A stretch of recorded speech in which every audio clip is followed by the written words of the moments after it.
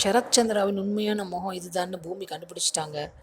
பூமி கேபி கிட்ட போய் சாகணும்னு ஏன் முடிவெடுத்தீங்க மாமான்னு கேட்குறாங்க. அவர் அதுக்கு பதில் சொல்லாமல் மழுப்பிட்டு, நீயும் ககனும் சந்தோஷமாக கல்யாணம் பண்ணணும், அதான் என் ஆசை அப்படிங்கிறாரு. பூமிக்கு லேசாக ஒரு டவுட் வருது. அப்போ நீங்கள் சாகணும்னு முடிவெடுத்ததுக்கும் எங்கள் கல்யாணத்துக்கும் ஏதோ சம்மந்தம் இருக்குது அப்படி தானே அப்படின்னு கேட்குறாங்க. அவர் இன்னும் இப்படி கண்டுபிடிச்சிட்டாலே அப்படிங்கிற மாதிரி முழிக்கிறாரு. ஏன் மேலே ஆணையாக சொல்லுங்க மாமா அப்படின்னு கேட்குறாங்க. சாரதா அத்தையை நீங்கள் டிவோர்ஸ் பண்ணணும்னு ஒரு நாளும் நினச்சதே கிடையாது. ஆனால் அவங்க அப்படி திடீர்னு கேட்டுட்டாங்கன்னு தானே நீங்கள் சூசைட் பண்ணணும்னு முடிவு பண்ணீங்க அப்படிங்கிறாங்க. அவர் அப்படியே பார்த்துட்டே இருக்காரு.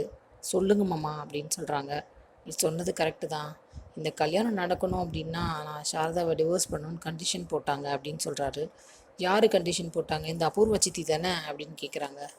இல்லை, உங்கள் அப்பா தான், த கிரேட் சரத் சந்திரா அப்படின்னு சொல்கிறாரு கிருஷ்ணா.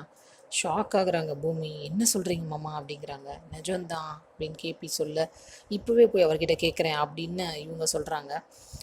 இல்லை இப்போ கேட்காத, ஒருவேளை கல்யாணத்தை நிப்பாட்டிட்டாருன்னா என்ன பண்ணுறது அப்படின்னு கேபி சொல்கிறாரு. இல்லை மாமா நான் பார்த்துக்கிறேன் அப்படின்னு சொல்லிட்டு கோவமாக போகிறாங்க. நேராக சரத்சந்திரா கிட்ட போய் கேட்குறாங்க, இப்படி ஒரு கண்டிஷன் போட்டிங்களாப்பா அப்படின்னு. அவர் முழிக்கிறாரு. யார் சொன்னது அப்படின்னு.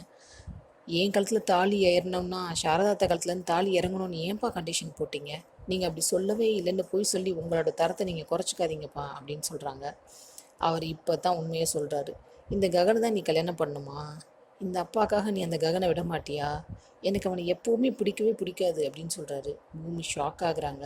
இவர் கல்யாணத்தை நிப்பாட்டுறதுக்காக தான் இப்படிலாம் பண்ணியிருக்காருன்னு புரியுது. அடுத்து என்ன நடக்க போகுது பொறுத்திருந்து பார்ப்போம்.